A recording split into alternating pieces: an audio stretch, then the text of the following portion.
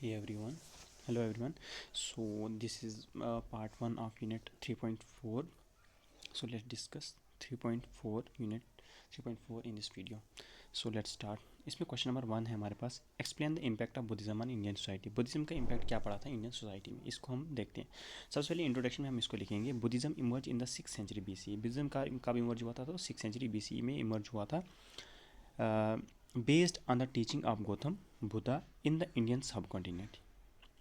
Buddhism कब emerge हुआ था, 6th सेंचुरी BCE में इंडिया में इमर्ज हुआ था in the Indian subcontinent में, बेस्ड ऑन किस पे, based on the teaching of Gautam Buddha.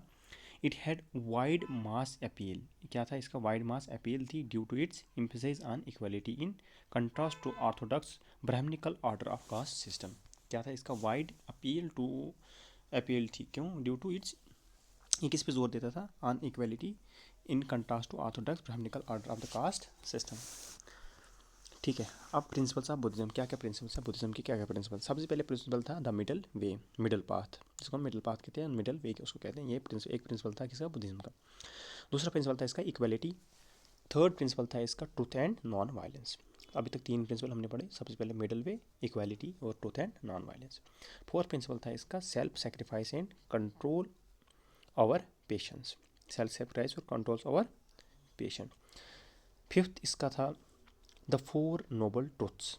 4 noble truth क्या थे, दुखा, समोदिया, निरोधा एंड मागा। और लास्ट वाला ट्रूथ जो था इसका, वो क्या था आपका, लास्ट वाला ट्रूथ था आपका, वो क्या था, noble 8 fold path to end suffering, noble 8 path to end suffering. ये 8 प्रिंसिपल्स है किसके, बुद्धिज्म के। Middle way, equality, truth and non violence, self sacrifice and control over patient, noble 8 fold path to end suffering, और the 4 noble truths of, जैसे dukkha, समोदिया, निरोधा and Naga. दुखा क्या था, truth of suffering. Samudaya क्या था, truth of cause of suffering. Nirodha क्या था, truth of end of suffering. और मागा क्या था, truth of path that leads to end of suffering. अब इन्फ्लुएंस करेंगे, इन्फ्लुएंस ऑफ इंडियन सोसाइटी। कोई क्वेश्चन में पूछा था हमें कि बुद्धिज्म का इम्पैक्ट क्या पड़ा था इंडियन सोसाइटी में, तो इसका इन्फ्लुएंस क्या था इंडियन सोसाइटी में। सबसे पहले रिलीजियस लाइफ की बात करेंगे, तो रिलीजियस लाइफ में Buddhism emphasise more on devotion. Buddhism किस पे एम्फसाइज, सबसे ज़्यादा इसने किस पे एम्फसाइज किया था, तो डिवोशन पे एम्फसाइज इसने किया था, और कंटम्पलेशन, डिवोशन और कंटम्पलेशन पे सबसे ज़्यादा क्या किया था इसने, जोर दिया था। And contemplation instead of complicated and elaborate rituals of Brahmanical class.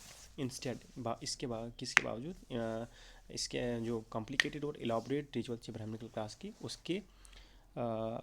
उसको छोड़कर बुद्धिज्म ने किस पे एम्फसाइज किया था, सबसे ज़्यादा जोर दिया था डिवोशन और कंटम्पलेशन पे।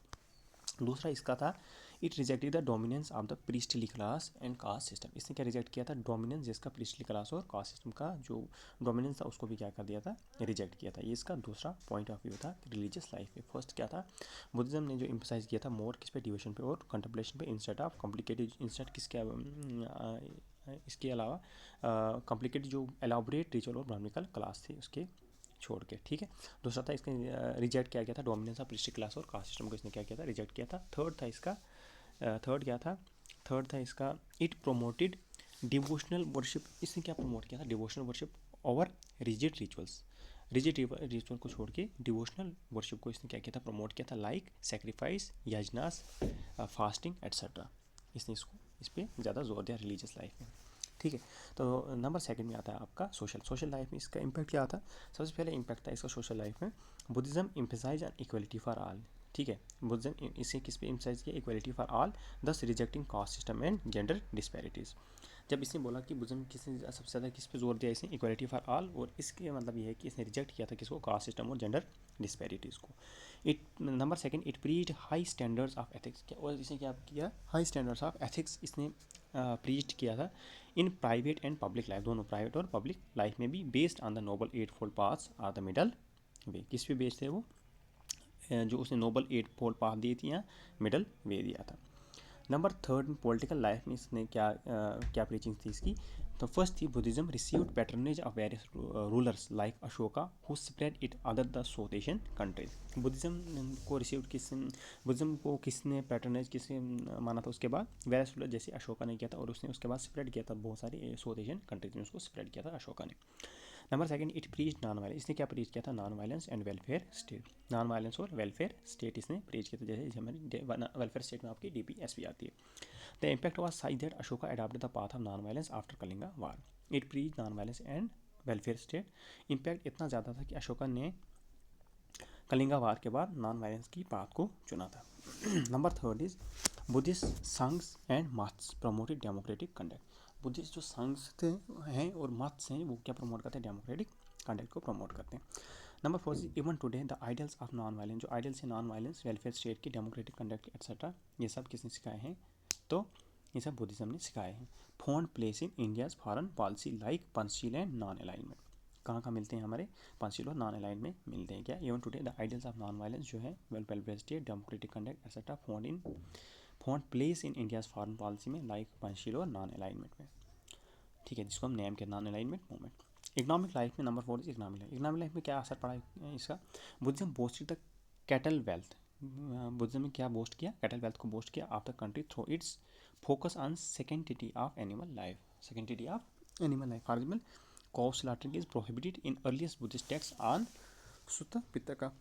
सुत्ता पिटका में इसने क्या बोला था? काउ स्लॉटरिंग को प्रोहिबिट कर दिया था, earliest Buddhist text on Sutta Pitaka, सुतानी पता।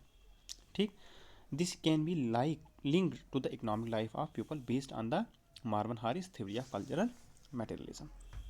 नंबर सेकंड इज बुद्धिज्म ने प्रमोट किया था agrarian, agrarian means agriculture and man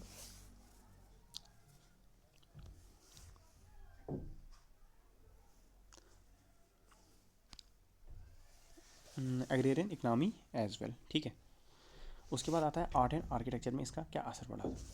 art and architecture में बुद्धिज्म का असर पड़ा था। Buddhism introduce a distinct style of rock art and cave painting. Buddhism ने इंट्रोड्यूस क्या किया था? Distinct style of rock art और केव पेंटिंग इंट्रोड्यूस किए थे, एविडेंट फ्रॉम द, जैसे सांची स्तूपा में, गंधारा आर्ट में और अजंता केव पेंटिंग्स में हमें मिलता है। उसके बाद it ended the culture isolation of India, इसने कल्चर आइसोलेशन जो था ऑफ इंडिया का, उसने ख़त्म किया। उसके बाद and separate Indian culture to neighbouring countries, और उसके बाद इसने अपना इंडियन कल्चर को स्प्रेड किया नेबरिंग कंट्रीज में। नंबर थर्ड इज जो लाइन कैपिटल ऑफ अशोका थी and the Ashoka chakra also find place as a state emblem. ठीक है, जो लाइन कैपिटल ऑफ अशोका थी और अशोका चक्रा था, वो उसने भी कहाँ पे, वो भी फाइंड प्लेस करती है कहाँ पे? स्टेट एम्बलम में। और एजुकेशन और लैंग्वेज में इसका क्या पड़ा था? Number six, Buddhism promoted Pali and other non and other vernacular language. Buddhism ने प्रमोट किया था पाली और वर्नाकुलर लैंग्वेज को प्रमोट किया था। It emphasises on acquisition of the knowledge, इसने किस पे एम्फसाइज किया था सबसे ज़्यादा? दो और किस पे थे? एक्विजिशन ऑफ नॉलेज पे। As a result greatest universities of ancient time develop through Buddhist influence, Nalanda, Vikramashila, Taxila etcetera. Eminent scholars like Nagarjuna, Chanak, Vasumitra, अश्वघोष और etcetera were also influence by Buddhism. Conclusion हम इसको लिखेंगे कि Buddhism is a central force in rejuvenation of culture relation. Buddhism क्या है? Buddhism is a central force in rejuvenation of cultural relation between India and many Asian countries. क्या है? Buddhism एक central force है किसका? Rejuvenation of cultural relations between India and many Asian countries. Revival of Buddhist sites of Kushinagar and Bodh Gaya in recent times are central to this approach.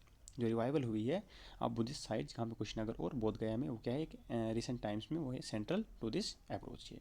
तो हम conclusion में क्या लिखेंगे? Buddhism is a central force of rejuvenation of culture relation between India and many other Asian countries. Revival of Buddhist sites of Kushinagar and Bodh Gaya in recent times are central to this approach. ठीक है, तो ये था हमारा आपका Buddhism की approach. अब number question number second में बोलता है कि explain the influence of the Jainism on Indian society. Jainism का इंडियन सोसाइटी पे क्या इन्फ्लुएंस पड़ा था? इंट्रोडक्शन में हम इसको लिखेंगे, क्या लिखेंगे इंट्रोडक्शन में? इंट्रोडक्शन में हम इसको लिखेंगे कि Jainism emerge in the 6th century BCE based on the teachings of the Lord Mahavira. Lord Mahavira की टीचिंग्स के बेस्ड पे जो जैनिज्म है वो इमर्ज हुआ था कहाँ पे? इंडिया में। Jainism emerge in the 6th century BC, 6th century BC में ही इसको ये इमर्ज हुआ था based on the teaching of Lord Mahavir, Lord Mahavir की टीचिंग से based. It had wide mass appeal. क्या वाइड मास अपील थी इसकी? In Indian society as it provided an alternative out of rigid Brahminical order. ये क्या provide करता था? Alternative out of rigid Brahminical order. Means ये भी ब्राह्मणिकल आर्डर को क्या करता था? उसको सरपास किया था। ठीक, अब प्रिंसिपल ऑफ जैनिज्म, क्या क्या प्रिंसिपल थे जैनिज्म के? सबसे पहले प्रिंसिपल था इसका सत्य, कि सच बोलो। क्या बोला था, सत्य, सत्य मीन्स सच, ठीक है। तो सत्य इसका क्या था, फर्स्ट प्रिंसिपल था सत्य इसका। दूसरा था इसका अस्त्य मीन्स नॉन स्टीलिंग। तीसरा था अपरिग्रह जिसको हम नॉन पोजिशन कहते हैं। और थर्ड था ब्रह्मचार्य, फोर्थ था ब्रह्मचार्य जिसको हम नॉन एडल्ट्री कहते हैं। और लास्ट वन था फिफ्थ इज अहिंसा, अहिंसा मीन्स नॉन वायलेंस। तो 5 प्रिंसिपल्स के जैनिज्म के थे। सबसे पहले सत्य जो ट्रुथ, अस्त्य नॉन स्टीलिंग, अपरिग्रह नॉन पोजिशन, और फोर्थ इज ब्रह्मचार्य नॉन एडल्ट्री, और अहिंसा नॉन वायलेंस। अब इसका इन्फ्लुएंस हम देखेंगे, इन्फ्लुएंस इंडियन सोसाइटी पे इसका इन्फ्लुएंस क्या पड़ा था। सबसे पहले सबसे अगर इन्फ्लुएंस में हम बात करेंगे रिलीजियस लाइफ में, रिलीजियस लाइफ में इसका इन्फ्लुएंस क्या पड़ा था। Jainism impressed more on devotion and contemplation, इसने भी डिवोशन और कंटेम्पलेशन सबसे ज़्यादा जोर दिया था rather than complicated and elaborated rituals of Brahmanism.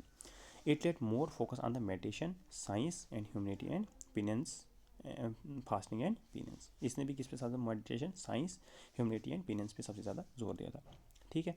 अब बात करते हैं हम इसकी सोशल लाइफ। नंबर 2 पे आती है सोशल लाइफ। सोशल लाइफ पे इसका क्या असर पड़ा था। तो Jainism created an egalitarian society, means इन्हें भी क्या इक्वलिटी पे ज़्यादा फोकस किया था, इगैलिटेरियन सोसाइटी इन्हें बनाई थी, equal society. Number 2 it promoted high standards of ethics, इन्हें भी high standard of ethics promote किए थे in public and private life through the focus on the above 5 principles. Number 3 is the doctrine of Anekavada, जो doctrine है इसकी अनेकवादा जिसका हम non absolutism absolution कहते हैं, promoted the respect and tolerance of multiple views. Political life की अगर बात करेंगे तो पॉलिटिकल लाइफ में जैनिज्म का क्या असर पड़ा था। Many rulers adopted Jainism as their state religion, many rulers क्या अडॉप्ट किया था जैनिज्म का as a state religion. For example Kharavela king of Kalinga, इसने भी क्या अडॉप्ट किया था Jainism as a state religion. Number 2 is it promoted the ideals of, इसने भी प्रमोट किया था non violence and welfare state को इन्होंने प्रमोट किया था, which still form of the corner stone of the Indian society. Number 3 इसमें क्या बोला था इसने, इसमें बोला था there was a focus on public services evident through the construction of the dharamshalas. Dharamshalas क्या थे, धर्मशाला क्या थे आपकी, रेस्ट हाउस थे। अब इकोनॉमिक लाइफ पे क्या इसका इम्पैक्ट पड़ा था, इकोनॉमिक लाइफ पे इसका इम्पैक्ट पड़ा था। Jainism gave the tremendous impetus of urban culture, किस पे इन्हें जोर दिया था आपका, अर्बन कल्चर पे और मैरीटाइम ट्रेड पे इन्हें क्या दिया था, ज़्यादा से ज़्यादा जोर दिया था। Followers of Jainism become specialized in trade of manufactured goods over time. अब आर्ट एंड आर्किटेक्चर में अगर बात करेंगे तो number 5 art and architecture. Art and architecture की अगर हम बात करेंगे तो आर्ट एंड आर्किटेक्चर में इनका क्या असर पड़ा था। आर्ट एंड आर्किटेक्चर में तो Jainism contributed to rock cut, इन्हें क्या कहता है rock cut architecture, contributed to rock cut architecture, temple architecture and cave painting of India. Number 2 is some of these include Jain temples at Mount Abu, उसके बाद Gommateshwara statue and painting of at Ajanta and Ellora caves. अगर हम बात करेंगे language की तो language में क्या था इसका, Jainism popularise the use of Prakrit which was the common man's language. Jainism ने क्या पॉपुलराइज किया था आपका, प्राकृत को लैंग्वेज को पॉपुलराइज किया था जो क्या है कॉमन मैन लैंग्वेज है। और many region language like Marathi have evolve from Prakrit. Marathi language भी कहाँ से इवॉल्व हुई है, तो ये भी आपकी जैनिज्म से ही इवॉल्व हुई है, ठीक है। उसके बाद कंक्लूजन सेम रहेगी जैसे ऊपर हमने कंक्लूजन इसमें लिखी थी आपकी, तो यहाँ पे लिखेंगे हम Jainism is a central force in the region of the culture relation between India and many Asian countries. Revival of the Jainism sites at in recent times is central approach to this.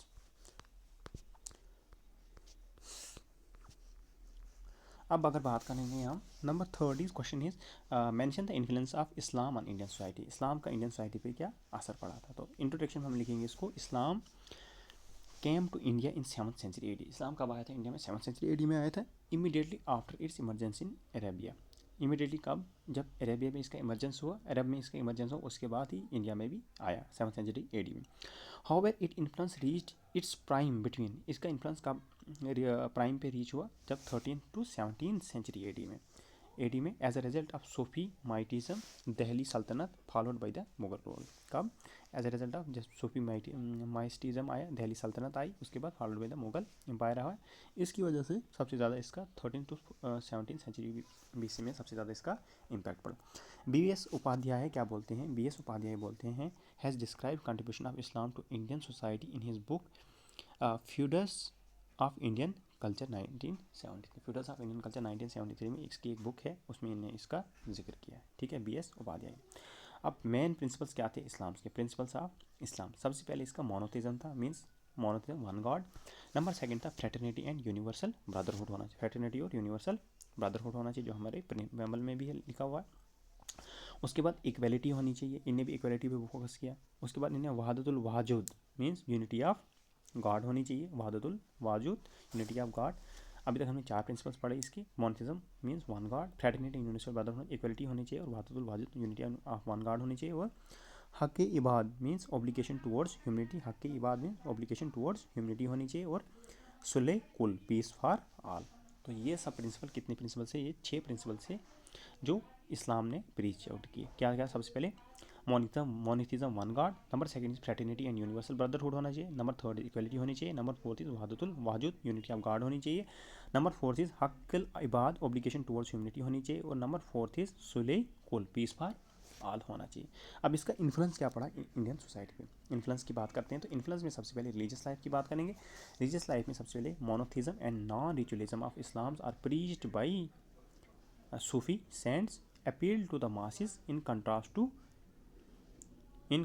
to elaborate ritual of Brahminical orders। तो monotheism and non ritualism of इस्लाम ने क्या preach किया भाई? किसने preach? Sufi saint ने इसको preach किया, appeal किया कि to the masses in contrast to the elaborate rituals of Brahminical order। Doctor Tara Chand has also held that Islamic concept of unity of God has influenced the Indian society. Doctor Tarachand जो है उनने भी क्या लिखा है कि इस्लामिक जो कंसेप्ट है यूनिटी ऑफ गॉड उसने इन्फ्लुएंस किया है किसको? इंडियन सोसाइटी को बहुत ज़्यादा इन्फ्लुएंस किया है। नंबर सेकंड में है सूफिज़म और भक्ति movement promoted religious harmony. Sufism और भक्ति मूवमेंट क्या प्रमोट करते हैं? भक्ति रिलीजियस हार्मनी को प्रमोट करते हैं। However instance of communal violence due to the different ideologies of many fronts continue till date also. Number third is attempts at religious harmony were also made by Akbar through Deen Ilahi and Dara Shikoh and Amir Khusro। अब बात करते हैं social life की। Social life में Islam promoted the idea of the social equality. क्या promoted ने किया? Social equality को प्रमोट किया, thus attracting millions of peoples by deprived caste. Deprived caste के मिलियंस ऑफ पीपल्स इनने अट्रैक्ट किया अपनी तरफ, क्योंकि सोशल इक्वलिटी की ये बात करता था। Number second is it influence the social habits, जैसे पर्दा system, dress pattern, sherwani, kurta etcetera, and food for example biryani, tandoori etcetera of Indian society. Number third is the influence on women was twofold. On one hand, with their freedom was restricted due to practice like parda and tahqiq-e-biddat, while on the other hand Islam's social ideology provided more say to women by influencing Hindu Succession Act and Hindu Marriage Act। अब political life में इसका क्या असर पड़ा? Political life से क्या असर पड़ा? Mughal administrative element like zamindari, mansabdari और patwari found important part of the political system. Number second is they also introduce the art of historiography in India. Art of historiography भी इन्हें यहाँ पे इंट्रोड्यूस किया था इंडिया में। इकोनॉमिक लाइफ में इसका क्या इम्पैक्ट पड़ा इंडियन सोसाइटी पे? Islamic rule renewed contact with the outside, revived contact with the outside. Islamic rule ने क्या रिवाइव किया? Contact with the outside would throw sea-borne trade which had been lost since the decline of Cholas. Such foreign trade had profound influence on the economic and social life of the people. Art and architecture में इनका क्या था? Indo-Islamic architecture as a result of the fusion in Islamic Hindu elements। Indo-Islamic architecture ने लाया था as a result of fusion हुआ किसमें? Islamic और हिंदू एलिमेंट्स का डेवलप। दिस इंक्लूडेड डोम्स, उसके बाद आता है आपका एचेस एंड मीनार्स। उसके बाद आता है few examples are Qutub Minar, Buland Darwaza, Red Fort etcetera. A new style of painting also emerge during the Mughal period. Music में क्या था इसका? म्यूजिक में the Sufi saints used as a medium to preach their idea. Sufi saint क्या थे? एक मीडियम थे। Sufi saint used music as a medium to preach their idea. Number second, most of the exponent of the क्षत्रिय संगीत are of Islamic origin। Other Christians include ghazal, qawwali, thumri, lavani etcetera. क्या इसने? अमीर खुसरो ने इसको introduce किया था। Muslims musicians invented several instruments like sarangi, sitar, tabla, दिरलुबू etcetera. Kathak also represents fusion of Indian Kathak also represents fusion of Hindu and Muslims styles. Language and learning में क्या असर पड़ा इसका? Urdu emerged freedom Urdu emerge from the fusion of Persian and Hindi Urdu emerge from the fusion of Persian and Hindu. It is today official language of several states. Hindi also has taken many loan words from Urdu like zamindar, बंदूक, सिपाही, कुर्ता पजामा, चक्रा, चरखा etc. Medicine, Unani system of medicine have been adopted from Arabs who learned from its Greeks. Conclusion में हम इसका लिखेंगे. Hence it can be concluded that the composite culture of India has been influenced by all religious groups. Hence it has been concluded that the composite culture of India has been influenced by all religious groups. It is high time that the safeguard these cultural values from reactionaries and fundamentalists on both sides. किसने बोला ये? सरधर्मरा संभाव ने बोला है इसको. ठीक है, तो इसको यहाँ से हम कंक्लूड कर सकते हैं. अब बात करते हैं, क्वेश्चन नंबर 4 है impact of Christianity on Indian society. तो इंट्रोडक्शन में हम इसको लिखेंगे. Christianity is said to have entered India as early as first century CE में. कब इंट्रोड्यूस हुई थी इंडिया में? फर्स्ट सेंचुरी CE में. However its emergence began from 16th century CE onwards. ठीक है, in the true sense with the arrival of the Europeans and their missionaries. अब principles of Christianity क्या थे? फर्स्ट प्रिंसिपल था एग्रेटेरियन outlook थी इनकी. Number second था science of under privileged. Third is universal brotherhood. और फोर्थ इज मोनोथिज्म. इनका भी मोनोथिज्म था, मीन्स सिमिलरिटीज बहुत ज़्यादा थी इनकी. तो प्रिंसिपल्स ऑफ क्रिश्चियनिटी थी. अब इन्फ्लुएंस क्या था इसका इंडियन सोसाइटी पे? क्या इन्फ्लुएंस? सबसे पहले रिलीजियस लाइफ की अगर हम बात करेंगे तो the missionaries separate the monotheistic and egalitarian outlook of the Christianity in the tribals and the backward areas leading to their conversion. For example, northeast tribals, Mahars, etc. The influence of the Christianity has diluted spiritualism, paving way of materialism to the Indian society. Social life के क्या impact पड़ा इनका? तो social life से impact पड़ा. Christianity has promoted an egalitarian society by rejecting the caste system. ठीक. Socio reform movements inspired by the modern education and westernisation have abolished social evils like sati, prohibition, widow remarriage, etc. Missionaries of the charity NGO of Mother Teresa recently in news over FCRA issue. Other areas of impact include the westernized dressing style, food, music, and other cultural aspects, especially among the younger generation. There is promotion of individualism and dilution of the collectivism, hence decline of giant family. Political life में इसका क्या असर पड़ा? The Christianity brought ideas like liberty, equality, fraternity and rationalism which from the cornerstone of the Indian polity. Number second is Christianity restructured the political system in India. The most evident example is the introduction of the democratic system as a result of the British rule. Number third is economic life. Economic life में Christian missionaries introduce market economy in the Indian through the factory made goods. This led to the decline of jajmani system. The new developments due to industrialization, westernization, and introduction of the modern technology further shape the modern economy. Art and architecture में क्या इसका असर पड़ा? New styles as a result of the fusion of the Western and Indian elements developed. These can be seen in British era churches, administrative buildings, universities, etc. For example, Victoria Memorial, Gateway of India, etc. Language and culture. Language and education पे इसका क्या असर पड़ा? Language and education में Christianity introduce English language in India. Christianity क्या introduce की? English language in India. It is widely popular today and even use for official purposes. Christian missionaries were also instrumental in transition from the ancient gurukuls to modern institute of education. Conclusion में हम इसको लिख सकते हैं. The influence of Christianity on the Indian society has been widespread although majority of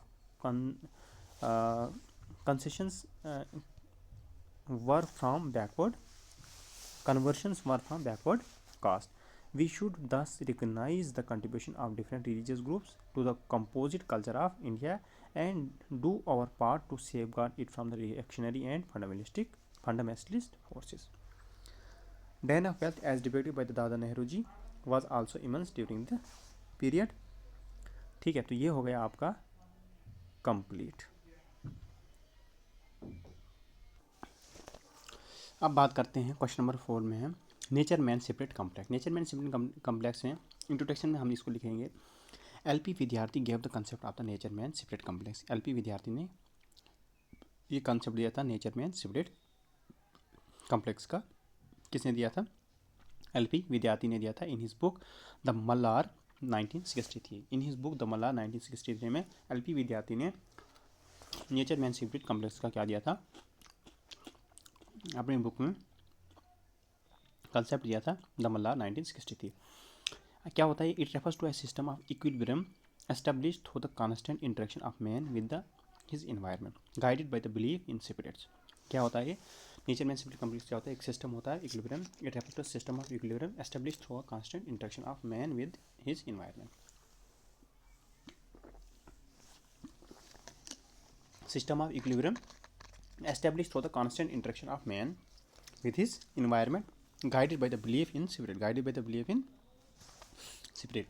It helps in the fulfillment of the basic needs of the community. ये क्या helpful करता है? आपका basic needs of the human community को help करता है। तो क्या होता है? System of equilibrium establish through the constant interaction of man with his environment guided by the belief in spirit. It helps in the fulfillment of the basic needs of the community. It is based on the cultural ecology approach of Julian Steward's. ये किस पे based होता है? Based on culture ecology approach of Julian Steward, उस पर based है ये। ठीक है। Concept of nature man separate complex. Concept क्या है nature man? Culture can be viewed as a human response. Culture कैसे देखा जाता है? कैसे कल्चर को कैसा देखा जाएगा? Human response to adopt a local environmental conditions as per Vidyarthi any community fulfils its requirement through interaction between three components. Number 1 is nature. The local ecology determines the subsistence pattern. For example, what kind of crops could be grown. Number 2 is man. Man builds social cultural institutions like kinship, marriage, etc. to successfully handle the adversities of environment. Number 3 is spirit. The role of religion and spirits is important in both human relationship, health, fertility, etc. and nature. Success or failure of crops, disaster, etc. Number 3 is Vidyarthi. Vidyarthi demonstrate the nature man spirit complex through the study of Mallar tribe of Rajmahal Hills. Mallar tribe of Rajmahal Hills की study ये थी, वहाँ से इसने demonstrate किया था किसका? Nature man spirit complex का। Vidyarthi says that Maler perform shifting cultivation, जिसको हम कालू बोलते हैं, खलू, they also worship spirits, the most important being Gosain for good health, wealth, fertility, agriculture, productivity etcetera. Thus the three components constantly interact with each other for fulfilment of basic needs like food and sexual relations. ये nature, ठीक है, यहाँ से आ गया man, ये आ गया spirit, आपस में क्या कर रहे हैं? ये इंटरेक्ट कर रहे हैं। ये नेचर क्या है? शिफ्टिंग, कल्टीवेशन जैसे खल्लू है, और मैन क्या आपका social institution, kinship, marriage etcetera, और स्पिरिट क्या आपका गोस्टियन है। अब इसकी सिग्निफिकेंस क्या है? सिग्निफिकेंस एज पर विद्यार्थी tribal life revolves around NMS. Tribal life जो है वो रिवॉल्व कहाँ पर करती है? एनएमएस पे ही, कॉम्प्लेक्स में ही रिवॉल्व करती है, नेचर मैन सिविल कॉम्प्लेक्स में ही रिवॉल्व करती है। Number 6, therefore any developmental programme should be in conformity with the NMS. Any अगर डेवलपमेंट आपने प्रोग्राम वहाँ पर करना है तो आपको कन्फर्मिटी लेनी पड़े एनएमएस कॉम्प्लेक्स से conformity fire the wide acceptance, otherwise it will face rejection from local communities. It also prevents wastage of scarce resource, ठीक है, स्केर्स रिसोर्स को वेस्टेज करने में यह प्रिवेंट करती है by minimising the risk of rejection of policy of the tribes. Number 4 is it also demonstrate the resilience of little tradition to perpetuate themselves, ठीक है, उसको भी काम करने के लिए क्या करती है? हेल्प करते हैं। तो कंक्लूजन में हम इसको लिख सकते हैं, nature man separate complex is a great utility in applied and ecological anthropology. ठीक है, चलते हैं आगे। ठीक है, नेक्स्ट क्वेश्चन है tribe caste continue. Tribe caste continue में देखो, मैं सिर्फ यहाँ से इंट्रोडक्शन उठाऊंगा और कंक्लूजन उठाऊंगा, बाकी जो है वो नोट से पॉइंट्स उठाऊंगा मैं। तो ट्राइब कास्ट कंटिन्यू में क्या है? Tribe caste continuum in an Indian concept is rooted in the idea of folk urban continuum. कहाँ से ये रूटेड बैक कहाँ से है, आइडिया कहाँ से लिया था, folk urban continuum as propose by the R Redfield in his book the folk culture of Yucatan 1941। It was explain by the F G Bailey ने इसको एक्सप्लेन किया था in his paper tribe caste in India 1961. He suggests that the tribes and caste are not naturally accessory entities and should be merged in terms of continuum. ठीक है, अब इसके basic tenets क्या हैं वो हम वहाँ से उठा देंगे इसको। अब relevance of tribe caste continuum ये सब इसमें करेंगे हम, और साथ में लास्ट में हम इसकी कंक्लूजन में हम लिखेंगे इसको। The tribe caste continuum holds great significance in present times when Sanskritisation and Hindustanizations of tribes has been nearly rapid, has been very rapid। ठीक है, अब है क्वेश्चन नंबर 9। क्वेश्चन नंबर 9 में बोलता है कि explain jajmani system, explain views on the jajmani system as an egalitarian as well as exploitative system, give the reason for its decline. तो jajmani system क्या होता है, जजमानी सिस्टम होता है refers to an arrangement in an agrarian rural society, agrarian rural में agriculture rural society involving exchange of goods and services between different caste based on the system of reciprocity and occupational specialization. The term was introduced by the William Visu through his book The Hindu Jajmani System 1936, village Karampur in UP. अब इसके features क्या हैं जजमानी system के, सबसे पहले आपका there exist two broad groups in jajmani system. First is kamin prajan जो artisans or service caste like blacksmiths, weavers, leather workers etcetera. Jajmans कौन से आपके लैंडरिंग higher caste. There is a reciprocal exchange of goods and services between this two groups, jajman और कामिन। Goods and services ये वहाँ देते हैं आपको, इसको देते फूड गिफ्ट एंड पैटर्नेज। ठीक, jajmani relations are hereditary in nature, jajmani relation क्या हेरिडेटरी नेचर होते हैं, passing from father to son. It was based on subsistence economy model that is fulfilling the needs of the local population only, means self-sufficiency. The system was governed by the local traditions and beliefs. जो जजमानी system है वो किससे govern किया जाता है, local tradition belief से। Marriage of judgement, क्या marriage है जजमानी सिस्टम के।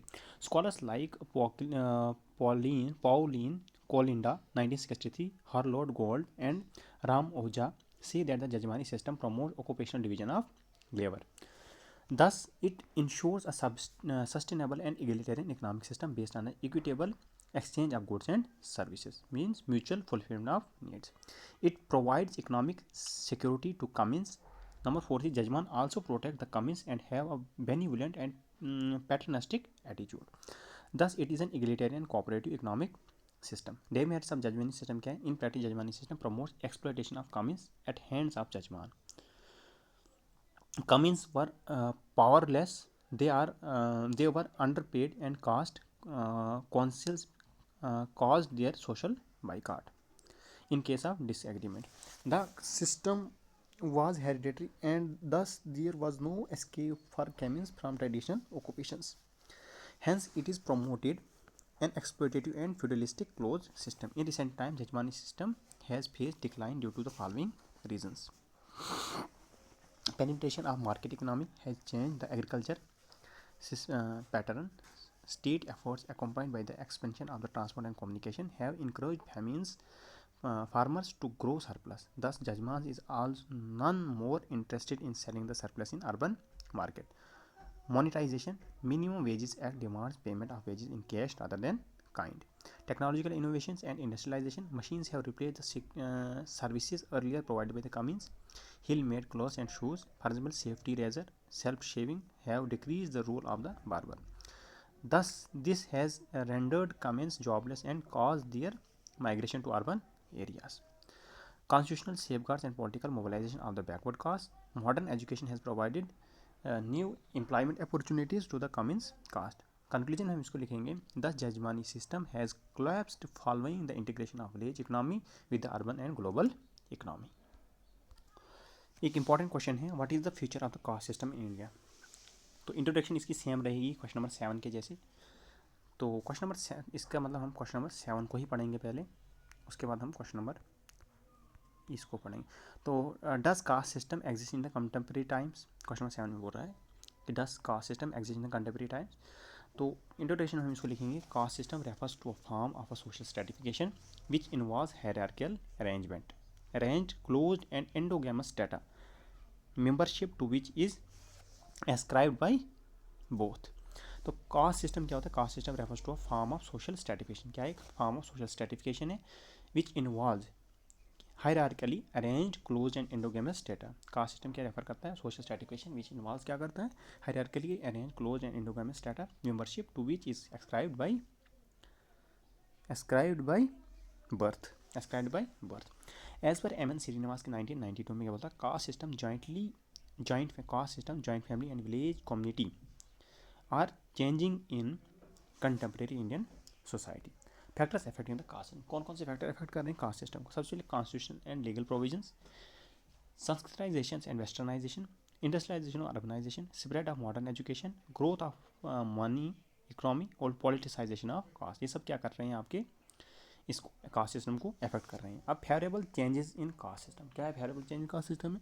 While caste system has certainly not died away since membership to a caste is still determined by birth. It was experienced some adaptation to contemporary times. Number second is prohibition. Number first is prohibition of untouchability as a result of Article 17 and other social legal sanctions. Number second is change in rigid occupational structures. No members of any caste can be found engaged in any occupation, primarily in urban areas. Number third is rules of commensality and social intercourse have experienced positive change through institutions like midday meal scheme. Number fourth is settlement patterns have been more liberal in urban areas with people of different communities living side by side. Number fifth is endogamy is still followed largely, however there is some of the degree of dilution. इसमें case study क्या हमारी? Recently upper caste students in Uttarakhand Champavat district refused to eat midday meals cooked by Dalit women. Such incident hurt social fabric. Unfavorable changes क्या है? Increased politicization of caste. For instance, politics in Uttar Pradesh still revolves around the dominant caste of the Yadavs and Kurmis. Number second is caste involves and intercaste conflict despite legal safeguards. Caste sentiments often invoke violence, especially in rural areas. For example, Hathras gang rape and murder case 2020. Increased number third is increased caste consciousness due to reservation in jobs and reduced employment opportunities. For example, Gujar agitation to change their status from OBC to ST. Analysis of caste in contemporary times. As per Marx Weber, there are two main features of caste system: commensality and cannibalism. While the former has faced large degree of the dilution, the latter is still persistent in form of the kinship and marriage links. Case study क्या है इसमें? Case study Harold ग्रॉन in his study of the rickshawalas of Lucknow 1974 observed that rickshaw pullers belonged from the different castes and did not practice any caste restriction while interacting. However, once they went back to their homes, they followed all their caste rituals and married within their own caste. This substantiates the above point. There is also urban-rural dichotomy in prevalence of caste system in India. In rural areas, caste system has far more deeper roots. Conclusion में हम इसको लिखेंगे, while there have been some positive changes, caste system still exists in the Indian society. This is primarily because of the increased association of politics within caste with the caste. M N Srinivas ने क्या quoted किया था? Caste system is dying but caste is not. Caste system is dying but caste is not.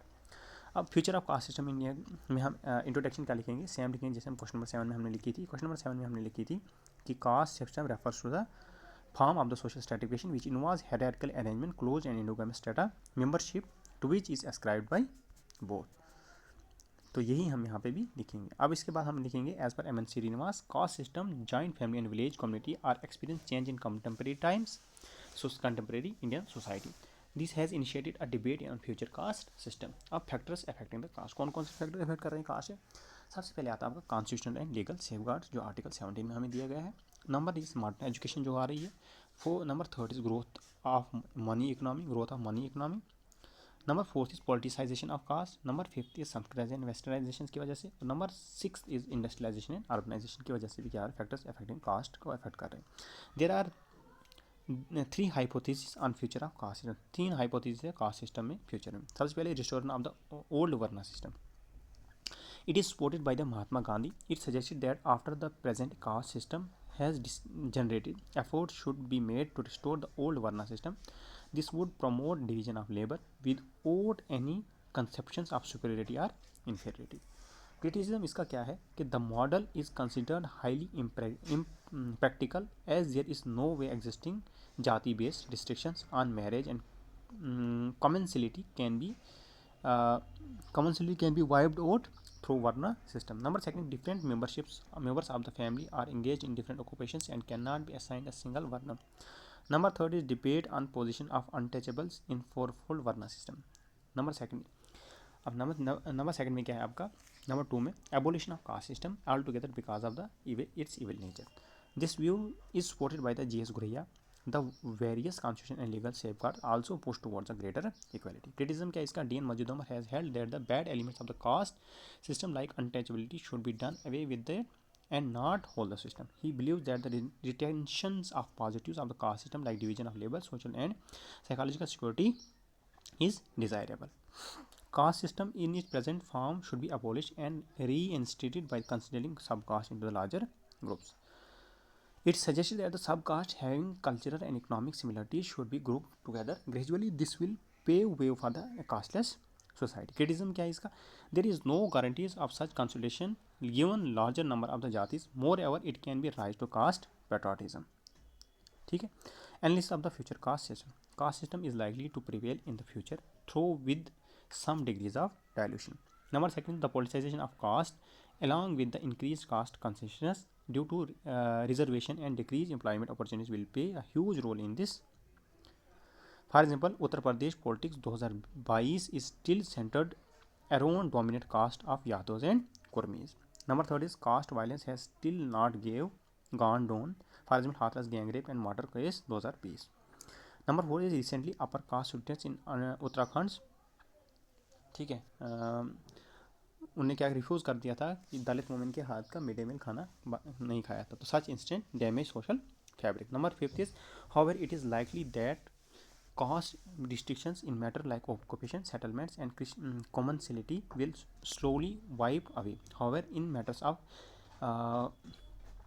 convisum, that is kinship and marriage links, caste system will exist at least in near future. Conclusion हम इसको क्या लिखेंगे, thus caste system will continue in Indian society as long as it will have place in the psyche of the masses. There will also be a strong urban rural dichotomy in its prevalence. ठीक है, तो thus conclusion में thus caste system will continue in the Indian society as long as it will have the place in the psyche of the masses. There will be also a strong urban rural dichotomy in its prevalence. ये है concept of caste mobility. Concept of caste mobility क्या होता है, concept caste mobility refers to a shift in social position of individual. क्या होता है, caste mobility refers करता है to shift in a social position of individual, shift in a social position of individuals, families and groups. ठीक, और M.N. Srinivas through his study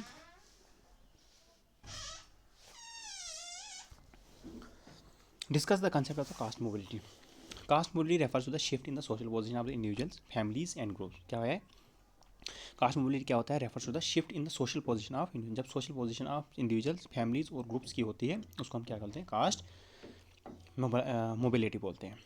M.N. Srinivas ने क्या बोला है, through his study religion and society among the Coorgs of South India 1952. क्या बोला इसने कहा कि स्टडी की थी religion and society among the Coorgs of South India 1952 में. डिमॉन्स्ट्रेटेड, क्या डिमॉन्स्ट्रेट किया, upward mobility Sanskritisation in Indian society. ठीक है, क्या बोलता है, डिमॉन्स्ट्रेटेड क्या किया था, upward mobility Sanskritisation in Indian society. However caste mobilisation could be both upward and downward. Cast mobility क्या हो सकती है, अपवर्ड भी हो सकती है और डाउनवर्ड भी हो सकती है. Caste mobility constitute changes in किस में चेंज, कास्ट मोबिलिटी चेंज कर सकती, कंस्टिट्यूट किस में चेंज कर सकती है, तो सोशल स्टेटस में, वेल्थ एंड इकोनॉमिक पोजीशन में और पॉलिटिकल पावर में.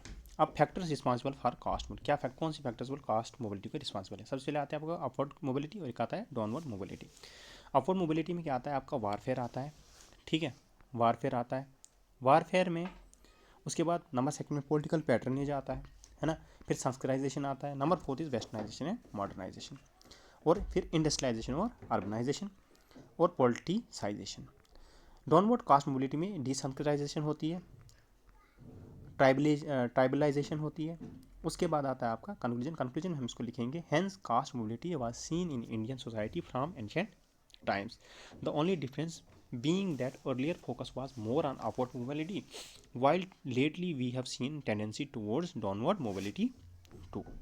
अब अगर कास्ट सेंसस पे क्वेश्चन आएगा तो कास्ट सेंसस पे हम क्या लिखेंगे? कास्ट सेंसस पे हम लिखेंगे, it was observe that many lower caste registered themselves as a thrice burn caste in census conducted between 1891 to 1931. For example, Khurmi cultivators of Bengal become Kshatriya, Teli caste become Vaishya. Next question है हमारे पास, discuss the concept of the dominate caste and is relevance in the contemporary Indian society. तो introduction में हम इसको लिखेंगे, the concept of the dominate caste was given by M N. Srinivas. Concept जो dominate caste का वो किसने दिया था? एम.एन. श्रीनिवास ने दिया था in his paper titled dominate caste in Rampura 1955। किस पेपर में? टाइटल जिसका था डोमिनेट कास्ट इन रामपुरवा 1955। किसने दिया था डोमिनेट कास्ट का? एम.एन. श्रीनिवास ने दिया था अपने पेपर में dominate caste in Rampura 1959। It states that a particular caste group, क्या बोलता है इसने? State that a particular caste group particular caste group yields more builds more political and economic power than the other caste in Indian rural setup. Indian rural setup में जब कोई particular cast क्या करेगा? अपनी पॉलिटिकल और economic power को ज़्यादा build करेगा as compare to the rural, as compare to the other caste, उसको हम क्या कहते हैं? डोमिनेट कास्ट कहते हैं। अब कैरेक्टरिस्टिक क्या है डोमिनेट कास्ट की? सबसे पहले आता है आपका ownership of the sizeable amount of land. जिसके पास ज़्यादा ज़मीन होगी, ओनरशिप होगी, तो वही डोमिनेट में आ जाएगा। Number second is western education and jobs in prestigious occupation. क्या होगा? वेस्टर्न, जिसके पास वेस्टर्न एजुकेशन होगी और जॉब्स होगी प्रेस्टिजियस ऑक्यूपेशन में, वो भी डोमिनेट कास्ट में कंसिडर किया जाएगा। Number third is numerical strength, जिसके पास ज़्यादा होगी, ठीक है। उसके बाद पॉलिटिकल पावर एंड कंटेक्स्ट, जिसके पास ज़्यादा होगी, वो भी डोमिनेट कास्ट में आएगा। उसके बाद आता है आपका high status in local caste hierarchy. High status होगा लोकल कास्ट के हायरार्की में, वो भी डोमिनेट कास्ट में आता है, जिसमें आपका आता है traditional factors as given by M N. Srinivas. Political and power context में आपका न्यू नॉन ट्रेडिशनल फैक्टर्स होते हैं। However the criteria of high ritual status is not rigid while determining dominate caste. For example in eastern Uttar Pradesh में क्या है? Thakur landlord जो है are the dominate caste. Thakur landlords क्या है? डोमिनेट कास्ट हैं, and not the ritualistic superior caste Brahmins. Ritualist superior cast Brahmin नहीं है, बल्कि वो landlord caste dominate, land Thakur landlords are dominate caste है, लैंडलॉर्ड डोमिनेट कास्ट है, सुपीरियर कास्ट ब्राह्मण्स नहीं है। Relevance are role of dominate caste. क्या रेलिवेंस और रोल है डोमिनेट कास्ट का? सबसे पहले संस्कृत, नंबर एक, Sanskritisation and social mobility. Dominate caste seems as a reference group. Dominate caste को क्या देखा जाए? Seems as a reference group for social mobilisation for lower caste. Number second is political influence. Prominent factions within dominant caste yield political power. ये क्या कहते हैं? Political power yield करती है by promoting a sense of weness among its members.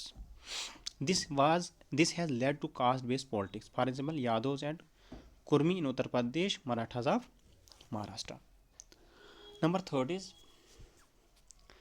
economic influence. क्या रहता है इनका? Dominant caste control rural economy through control of factors of protection. They were also more likely to benefit for developmental plans. For example, Jats in Punjab and Haryana benefited most from green revolution due to traditional occupation of land. Number 4 is local dispute resolution.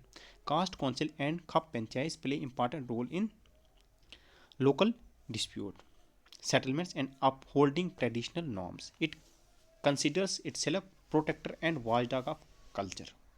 Protector and watchdog of culture. Contemporary relevance क्या है इसका? The concept of dominant caste is still continuing in India through their traditional authority is fading due to the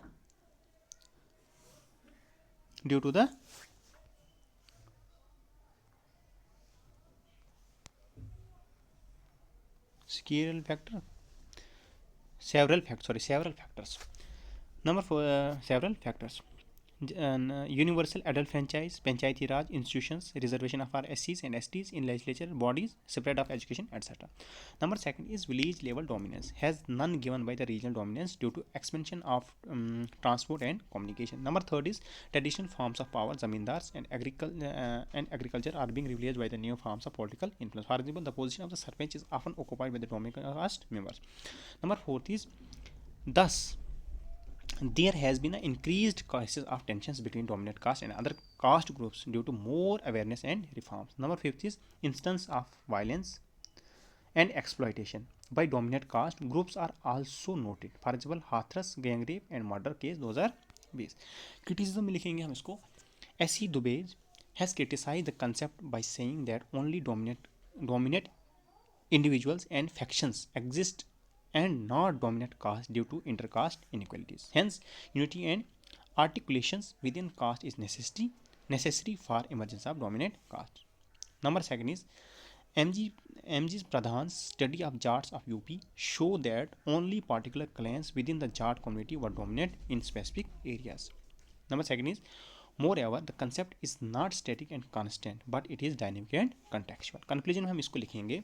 Hence dominant caste is a very valid concept. Dominant caste का एक very valid concept है in understanding Indian rural society. Rural society को understand करने के लिए dominate caste का एक very valid concept है. As M.N. Srinivas says, M.N. Srinivas ने क्या कहा, इवन डोमिनेट इंडिविजुअल जो है एंड फैक्शन जो होंगे एंड डोमिनेट इंडिविजुअल और फैक्शन जो होंगे all their dominance to being a part of the caste group. वो भी क्या करते हैं, all करते हैं their dominance to being part of that caste group. किसने कहा है? M.N. Srinivas ने कहा. तो M.N. Srinivas ने क्या कहा है? M.N. Srinivas ने क्या कहा है कि even dominant individuals and factions owe their dominance to being a part of their caste group. अच्छा, एक क्वेश्चन इसमें और है, describe the various theories of origin of caste system. तो कास्ट पहले हम कास्ट को डिफाइन करें. कास्ट क्या होता है? कास्ट सिस्टम में डिफाइन होता है form of social stratification which involves hierarchically arrange close endogamous strata membership to which is ascribed by birth. उसके हम बोलेंगे caste system is suppose to be originated during the early Vedic period first and second century BC in the form of the varna system. Theories of origin सबसे पहले हम इसको divine origin theory लिखेंगे. Divine origin theory के बाद हम इसको racial theory लिखेंगे. रेशियल थ्योरी के बाद हम इसकी गुना सोशियोलॉजिकल थ्योरी लिखेंगे. उसके बाद हम लिखेंगे उसको ब्राह्मणिकल और पॉलिटिकल थ्योरी. ठीक है. उसके बाद हम ऑक्यूपेशन थ्योरी लिखेंगे. उसके बाद हम इसकी एनालिसिस करेंगे इन थ्योरीज की. ठीक है. उसके बाद कंक्लूजन में लिखेंगे इसको caste system is deep rooted in Indian society with no consensus on its origin. The focus today should be on bridging the inter caste disparities according to their ideals enshrined in the constitution. तो इसी के साथ हमारा unit 3 हो गया complete. तो अब हम रुक करते हैं यूनिट 4 में और वो नेक्स्ट पार्ट में आएगा. तब तक दे दीजिए हमें इजाज़त. Thank you so much. Have a nice day. Good bye.